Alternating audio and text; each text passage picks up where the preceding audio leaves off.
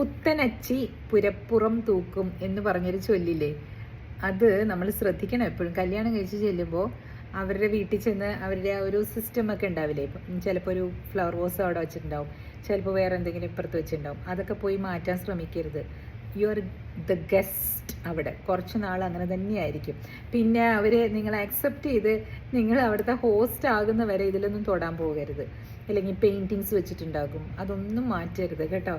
അതൊക്കെ എന്തിനാണ് നമ്മളിതിനൊക്കെ പോകുന്നത്? അതേപോലെ തന്നെ അമ്മായി അമ്മമാരും ഇപ്പോൾ സപ്പോസ് മരുമകൾ പുതുതായിട്ടൊരു വീട് വെച്ച് അങ്ങോട്ട് മാറിയിട്ടുണ്ടെങ്കിൽ അവിടെ പോയി അമ്മായി അമ്മമാരും വലിയ പരിഷ്കാരങ്ങളൊന്നും ചൂണ്ടിക്കാണിക്കുകയോ അല്ലെങ്കിൽ ഇങ്ങനെ ചെയ്യൂ അങ്ങനെ ചെയ്യൂ എന്ന് പറയുകയോ ചെയ്യണ്ട.